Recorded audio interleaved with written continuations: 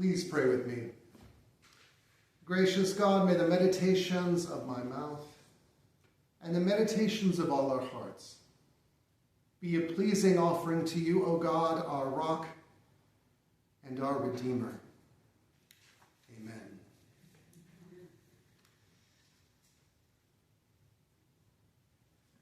One of the challenges of preaching the Revised Common Lectionary is that you have 3 texts and a psalm that are assigned for that day. Some Sundays there's even more options than that. But you don't really have time to preach on all of them, so you have to kind of decide which one you're going to be focusing on. This morning, however, the decision is not quite so hard. Let's see, do I preach on 2nd Isaiah's vision of a future restored Israel? Or do I preach on Romans, where Paul emphasizes God's mercy for all people? Or do I preach on a gospel text where Jesus likens a desperate mother from another culture to a dog?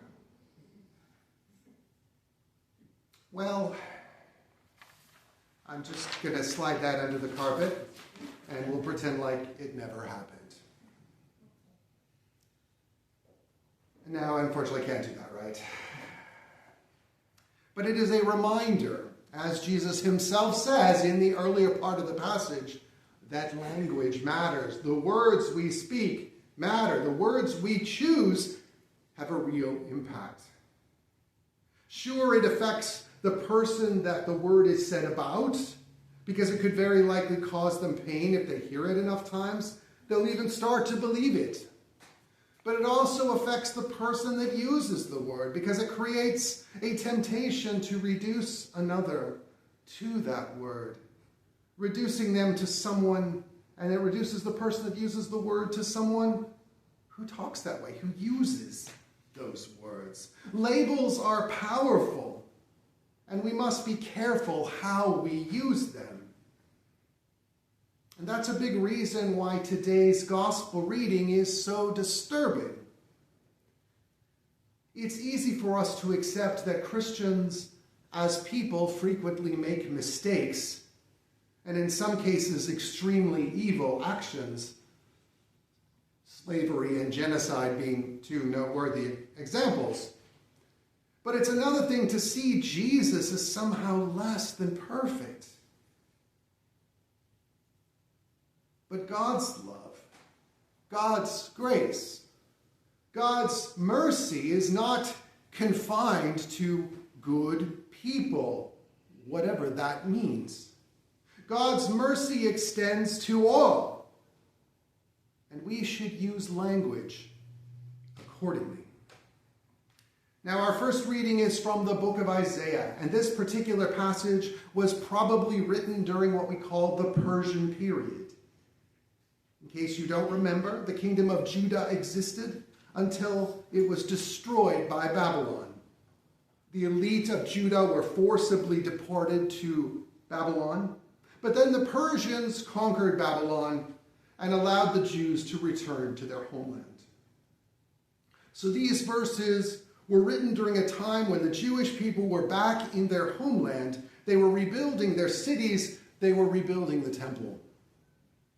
This prophetic text doesn't just foresee the restoration of Israel.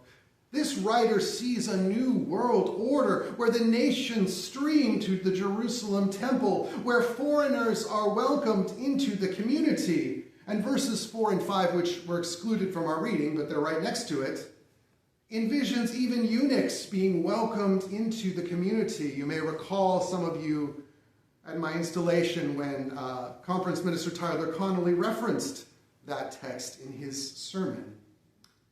This passage from Isaiah uses expansive language, generous language, that shows that God's great mercy is for even people that are not Jewish, even for people who are Gentiles like I am and like many of you are. It is a radical vision of a new world, where all people from all the corners of the earth stream to God's holy city to worship on God's holy mountain. So language here matters. Language is important. Our second reading returns to Paul's letter to the church in Rome. Chapters 9 through 11 of this book, Paul deals with a theological problem that causes him anguish. It is the fact that the overwhelming majority of his fellow Jews have not acknowledged Jesus as the Messiah or the Christ. In this section, he wraps up his argument on the subject. He points out that God has never abandoned anyone, even for disobedience, because God's mercy has no limits. And Paul explicitly ends this passage with the phrase, so that God may be merciful to all. Apparently, some of the Gentile believers had been holding themselves in higher esteem than the Jewish believers. Hence why Paul makes this sharp statement in the beginning, where he reminds folk that he is himself a Jew. Israelite, he uses, which is the preferred insider term among Jewish folk for themselves. So in a word, no, the Jewish people have not been forsaken by God, because God's grace is for everyone. And now that brings us to this gospel reading. Again, it is not an easy text to grapple with. It starts off well with Jesus telling his disciples that what goes in your body doesn't defile you. It's what comes out. This is in reference to the beginning of this chapter 15, where certain religious teachers criticized Jesus and his disciples for not ceremonially washing their hands before they ate. So that doesn't defile you. But the words you speak, since they come from the heart, do defile you.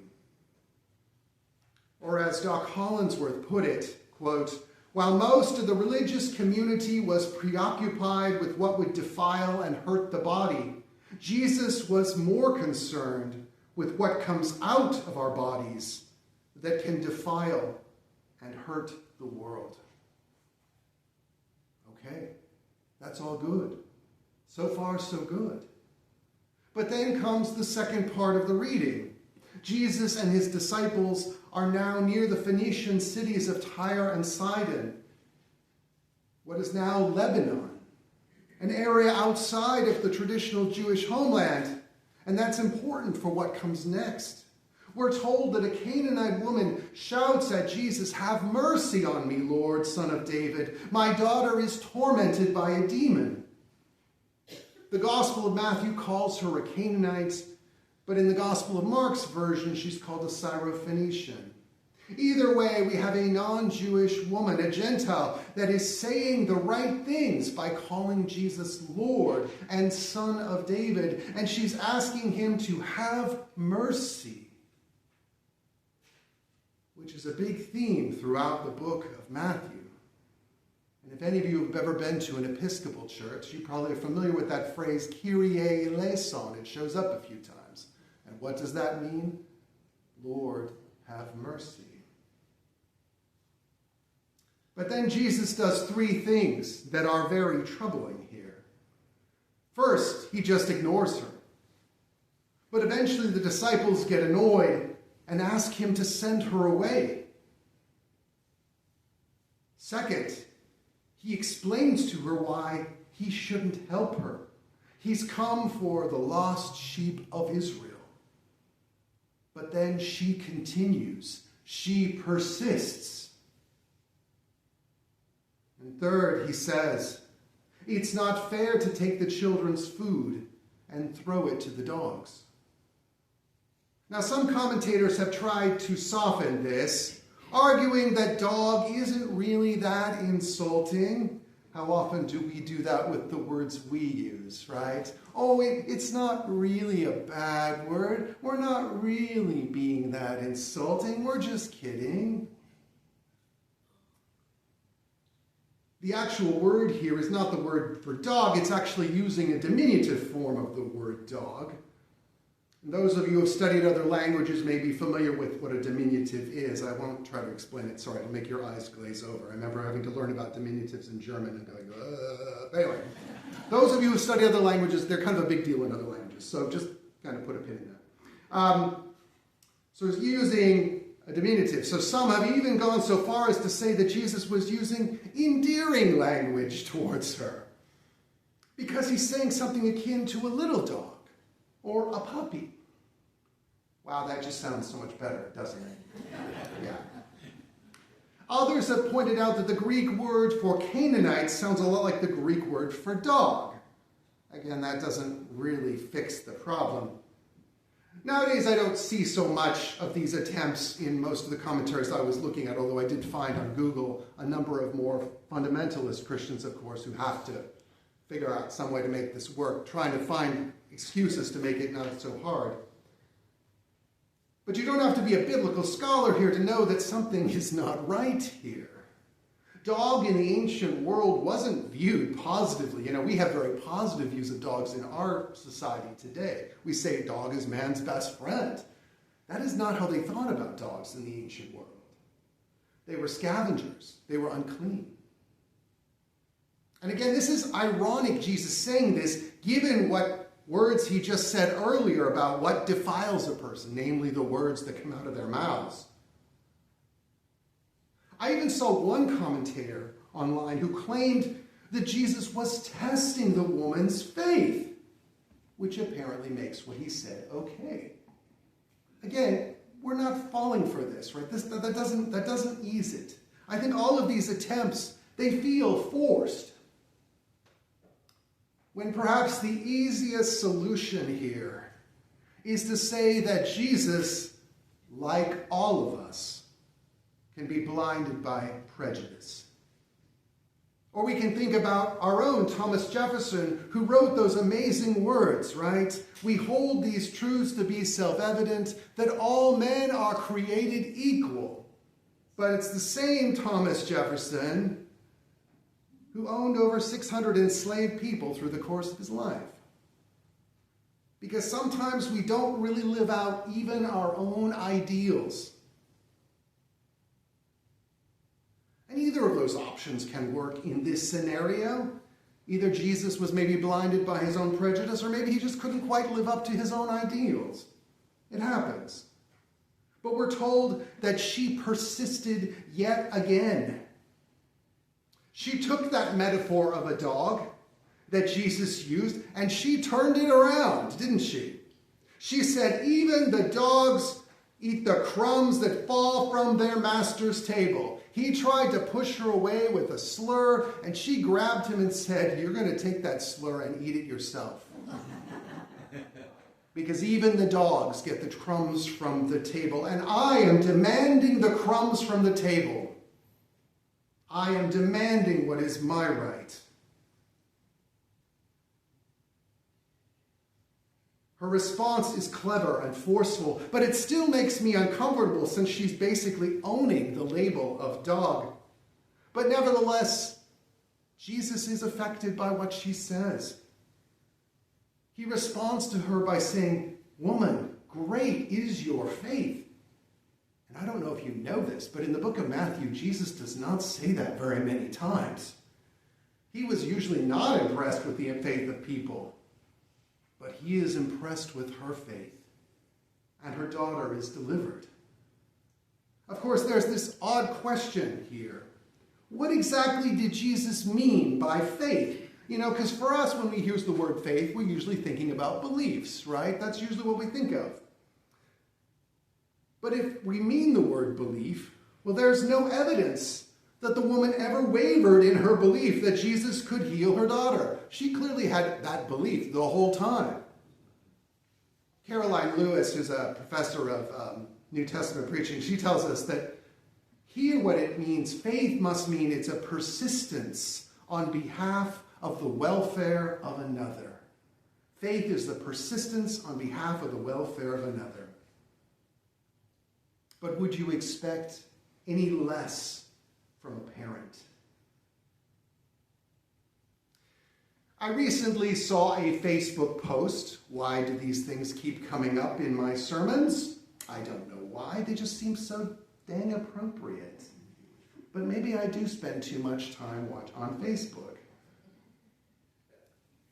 But in this particular post, the author argued that whenever we find ourselves referring to those people, and you know the tone of voice, right? You know what we mean when we say those people. We need to replace that phrase with beloved children of God. And see what that does. See how that changes us. Because of course, it changes us. God is merciful to all, and our language needs to reflect that fundamental truth. There is no person you will ever meet in this world, no matter how awful you think they are, that is not a beloved child of God. Now think of all the various racial slurs you've heard in your lifetime, and then think about the words you've heard used to disparage or demean entire groups of people. So not just about race, but ethnicity or language or sexual orientation or sexual expression, national origin, class, political affiliation, sex, intellectual ability. When we use words like that, it causes harm in two different ways. First, it hurts the person we use this language towards, either by direct hurt to them, which they can eventually start to believe if they hear it enough times, but it also creates this larger social understanding. If I hear a person I respect use that word, I'm going to start using that word. And if enough people start using the word, it spreads like a virus. And then eventually the whole society kind of imposes that understanding. And then those people are always viewed that way. But second of all, it also hurts the person that uses that language. You can't dehumanize other people without dehumanizing yourself. You flatten your own understanding of those people. And eventually you become the kind of person that uses that kind of language. You become a bigot. God's mercy demands that we receive in love all God's children. The language we use matters. Use the language of God's mercy. I think in our gospel reading here, Jesus made a big mistake. As expansive as it was, his vision of God's activity in the world was still too small. When confronted by a Canaanite woman that he didn't want to be bothered by her problems, I'm here for the lost sheep of Israel, he says. Despite the fact that she was a mother desperate to help her tormented child.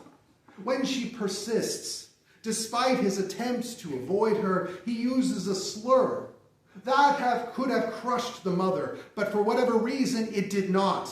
Maybe it was sheer desperation, or maybe it's because she, in that moment, had a better idea about what this whole kingdom of heaven was really about.